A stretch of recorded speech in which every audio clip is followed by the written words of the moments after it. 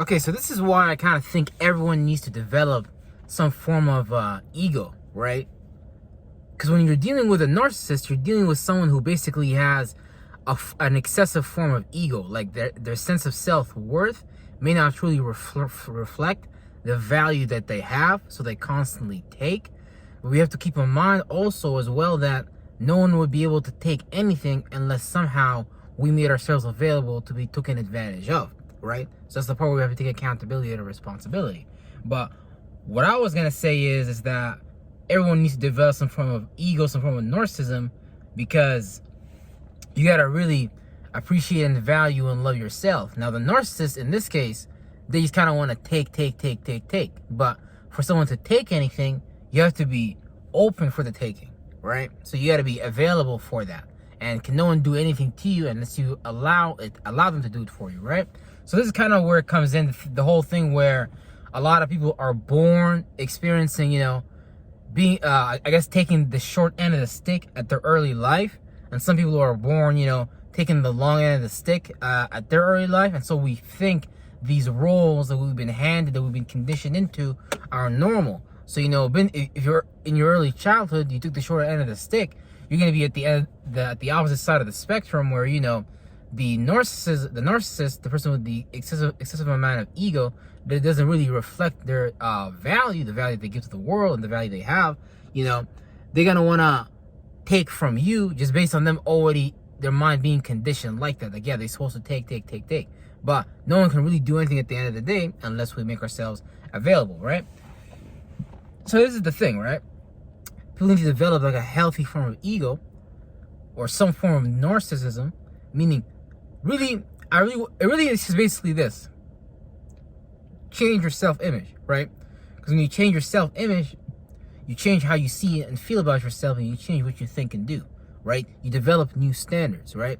The only reason that people develop relationships with narcissists and stay in relationships with narcissists is because, they don't have a healthy relationship with themselves. So, they seek out dysfunctional relationships with other people unknowingly, because that might be like just their normal behavior or just based on, their childhood, growing up taking the short end of the stick. You think that you're supposed to give. Depending on what background you come from. Sometimes when you come from the religious background, your mind is kind of trained to love everyone, give shit to a lot of people that may not even deserve it and not really want it or need it or even think about it the way you think about it. Like, you're taking all this time, putting all this consideration into someone that's not even doing the same with you. Every day might just be like a new agenda of, okay, how can I manipulate this person to get more? But really, sometimes we just manipulate ourselves to give more because we just think like, okay, I haven't done enough.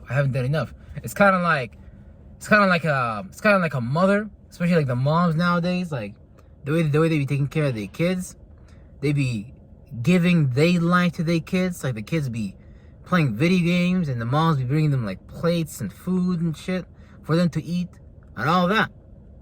So that's like a silly little example, but that just goes to say what? Someone has to give so much willingly for the narcissist to even develop some type of ego like that, for them to be like, yeah, I'm supposed to receive this much. Yeah, I'm supposed to take this much, right?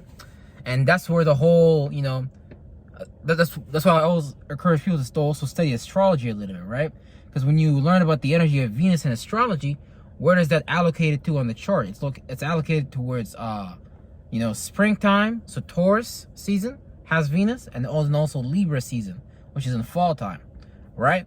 And the reason why I want to highlight that is because, Libra is the sign of relating. It's a sign of communicating. It's a sign of building relationships, partnerships and stuff like that. And not all partnerships are good partnerships, right? Because what? Taurus is about material value, or the value that you develop by choosing to value the thing that you value, right? Some people may not value learning music the way you do, or whatever it is that you value. And so you may develop like some new flow, you may develop some new type beat no one has seen before, that type of shit. So boom, now you developed value by you valuing something that you're supposed to value, right?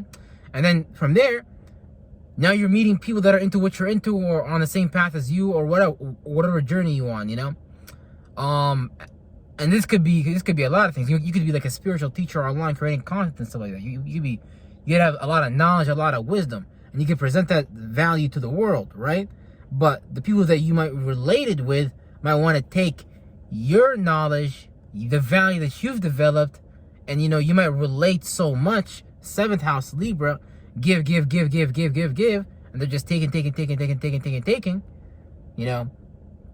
that you don't really have much left for yourself. That means your energy is being used and utilized for someone else's purpose, for someone else's bullshit, right? And if it's not benefiting you, then at that point, you might have just fallen, I don't want to say victim, but fallen into the program of, taking the short end of the stick when you was younger. Because a lot of us are conditioned like this when we grow up. Some kids just experience taking the short end of the stick, so they live out taking the short end of the stick for a long time, for a long period of their life, until they realize, oh shit, I've been taking the short end of the stick. And then some people, like the example I gave earlier, the mom coming to the bedroom, giving you the food while you play video games or whatever, that develops like a mindset like, oh, the world's supposed to serve you, the world's supposed to be yours, people supposed to do what you want them to do, people supposed to be your toys or your slaves or some shit. And that developed like a self-image, like a way of seeing yourself, a way of navigating through the world, right? So both sides kind of expect these things, and both people really are unbalanced, right? Because so one person expects to take things for free, for granted. Another person thinks they're supposed to give stuff for free, and that's where the person that didn't develop any type of narcissism yet might need to develop some healthy boundaries, so they can and some really strict, hardcore boundaries at that, so they can not get the short end of the stick every time, because it really starts to become an experience where you see the world, okay, yeah, this is the world, it's just the way things are. And often that's not the way things are, that's just the way we perceive things to be, right? Based on the subconscious, unconscious root that we haven't tapped into. And since we are living out that state of mind, we just live out that life and we just think like that's normal. But it's really like an internal shadow work, an internal change that we have to do. But I actually really think that the narcissist experience is really important for a lot of like empaths or whatever like that. I mean, I get it, because I could sit here and be like, yeah, I'm an empath too, Pisces moon, whatever and shit. But at the same time though, I really do believe that the narcissist is a really important part of your life, because they show you, okay, like if I can be on this side of the things taking this much, right? Because believe it or not, the universe supposedly supports the taker more than the giver type shit. Now I'm saying? It's kind of weird. Like you would think that God would be on the side of the narcissist or the side of the empath. No, God don't give a fuck about none of that. It's just done onto you as you believe. So if you believe that shit, then okay, you're gonna carry a life where you're doing that shit. So the narcissist is like a really important part of your life, man. I'm not gonna lie to you, because the narcissist is showing you, it's showing you you. Why do you do yourself like that? Why do you move the way you do?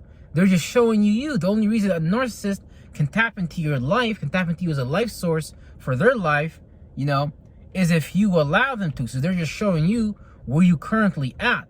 So you could sit here, blame that person, be like, man, I fucking hate that person, fuck that person. But at the same time though, it's really just more accountability, and more responsibility, and more shadow work that you gotta do, right? Because chances are you might not think that you're enough. You might not think that you're adequate. You might think that you might have raised in a way where you think you need to do more and give more, while you've been given like crumbs and stuff like that. So you really got to start to analyze your childhood and where you really came from, because you're gonna start to see that, damn, okay, I might have been raised in such a way where I'm just so used to giving, I made it like my norm, right? So because it becomes like an action that you take subconsciously, unknowingly. You might not even know why you're doing these things until you do some more shadow work on yourself and stuff like that. So I don't really believe the narcissist is a bad person. You may perceive it, or may perceive him or her as a bad person, but it's really just them. You're really just allowing them to do that around you. They might go out and try to do that around other people, and that shit, other people might not even let them do that.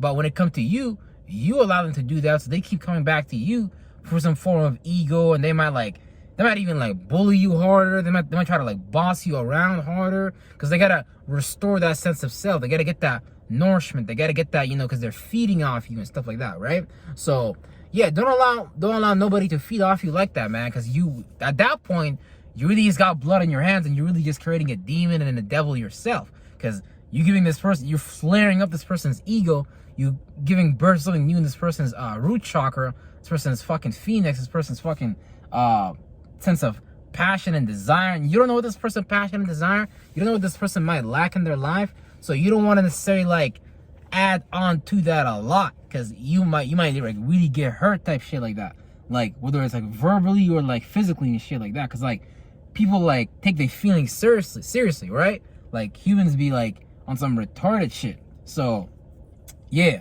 but ultimately I believe personally the narcissist is a good experience for a lot of empaths, because a lot of empaths just be giving so much and raised in such ways where they think like they got to take the short end of the stick. They don't even know what's it like to be on the other side of taking the long end of the stick, you know, and actually do it the right way, actually have value to provide, you know. That's how you're supposed to do it. Have value to provide and relate, but not relate and give away all your value to the point that you're drained and exhausted. Nah, that's just retarded. That's just retarded. But yeah, the narcissist is a good experience for you, real shit.